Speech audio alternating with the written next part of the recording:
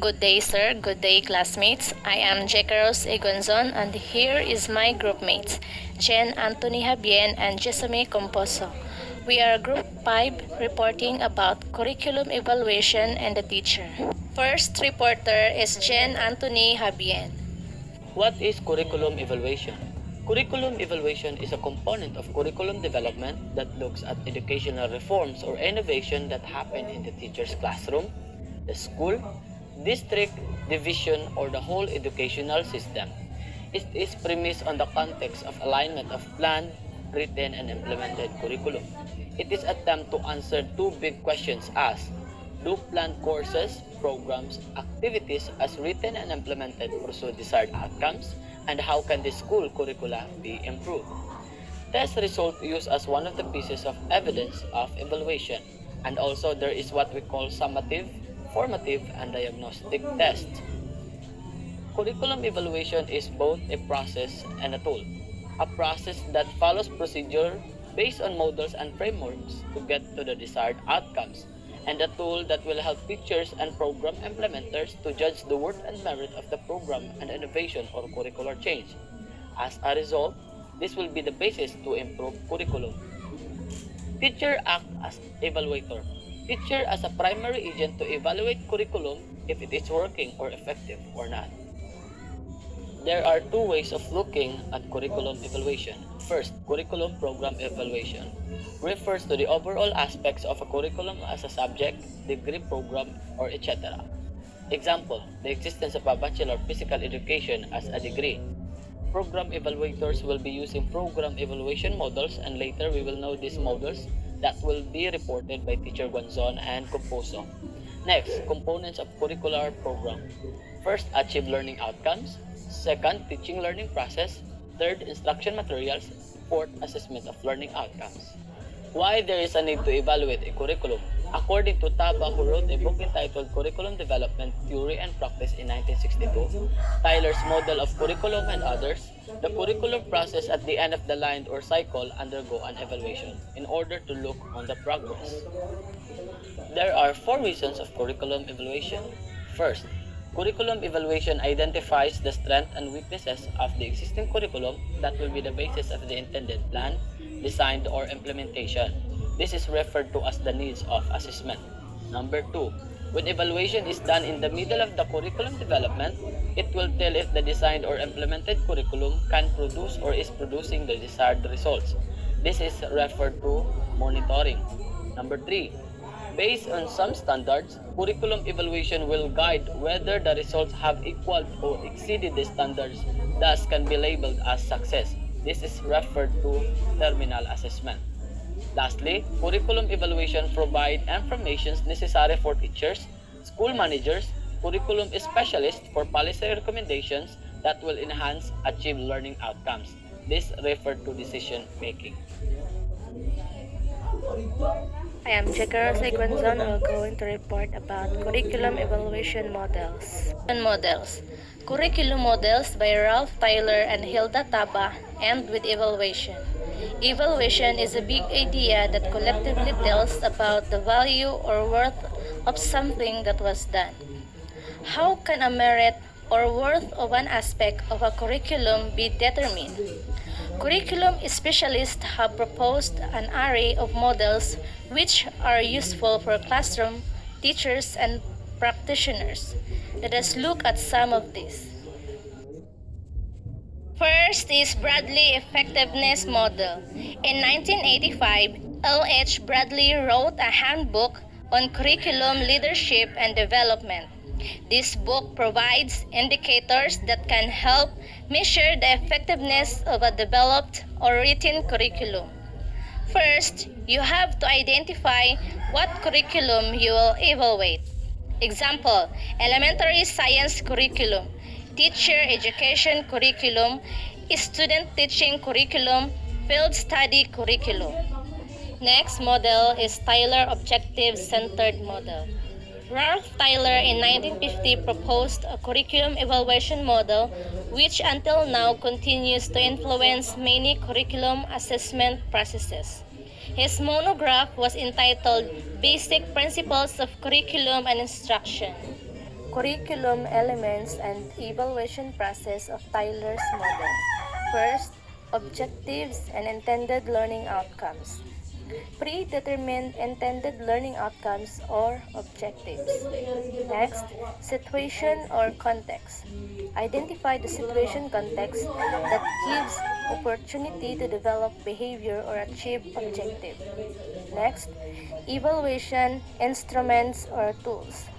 Select, modify, and construct evaluation instrument or tools. Check its objectivity, reliability, and validity. Next, utilization of tools. Utilize the tools to obtain results. Compare the results obtained from several instruments before and after to determine the change. Next, analysis of results. Analyze the results obtained to determine strengths and weaknesses. Identify possible explanation about the reasons for the particular pattern. Next is utilization of results. Use the results to make the necessary modification. Using all the steps to evaluate the curriculum and obtaining all yes answer would mean the curriculum has passed the standards. Tyler's model of evaluating the curriculum is relatively easy to understand, which many teachers can follow.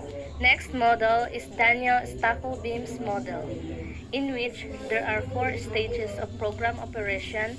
These include context evaluation, input evaluation, process evaluation, and product evaluation. Context evaluation assesses needs and problems in the context for decision makers to determine the goals and objectives of the program or curriculum. It is more on goals. It includes beneficiaries, needs, resources, problems, background, and environment. Input evaluation assesses alternative means based on the inputs for the achievements of objectives to help decision makers to choose options for optimal means. It is more on plans. It includes stakeholders, strategies, budget, coverage, and research.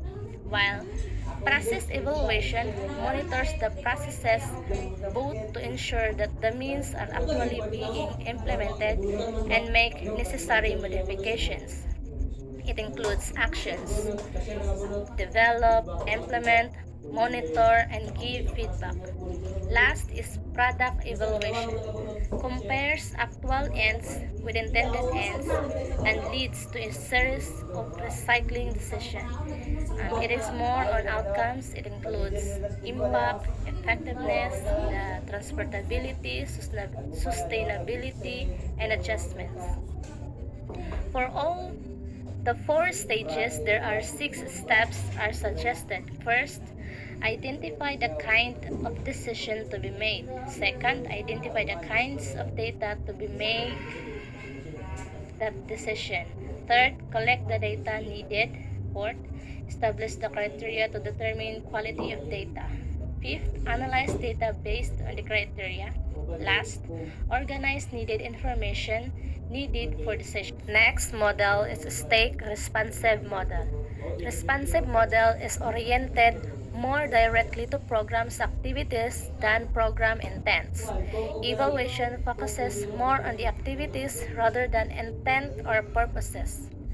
Responsive evaluation is an approach to measure the effectiveness of educational programs developed by Robert E. Stake. Robert Stake, 1975, recommends 9 steps to the curriculum evaluator. First, meets with stakeholders to identify their perspectives and intentions regarding curriculum evaluation. Second, draws from Step 1 documents to determine the scope of the evaluation. Third, observes the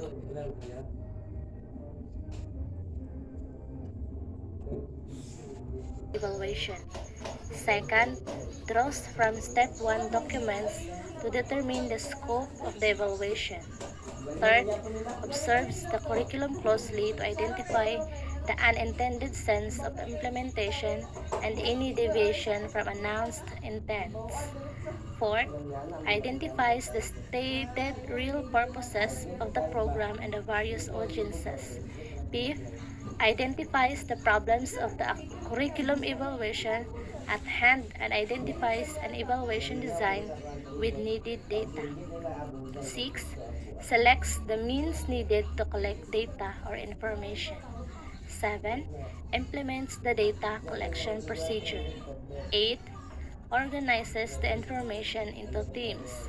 And lastly, decides with stakeholders the most appropriate formats for the report. Scriven consumer-oriented evaluation.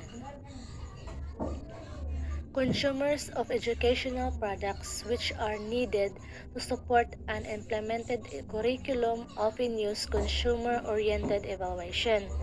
Even teachers and schools themselves nowadays write and produce these materials for their own purposes. Next reporter is Jessamine Composo. A simple way of curriculum evaluation process. For a very simple and practical way of curriculum evaluation, responding to the following questions will provide an evaluation data for curriculum decision. Just ask the following questions, and any no answer to an item will indicate a need for a serious curriculum evaluation process. These questions are follows. Number 1. Does the curriculum emphasize learning outcomes? Number 2. Does the implemented curriculum require less demands? Number 3. Can this curriculum be applied to any particular level? Kindergarten, elementary, secondary, or tertiary level? Number 4. Can the curriculum aspects be assessed as written, taught, supported, tested, and learned? Number 5. Does the curriculum include formative assessment?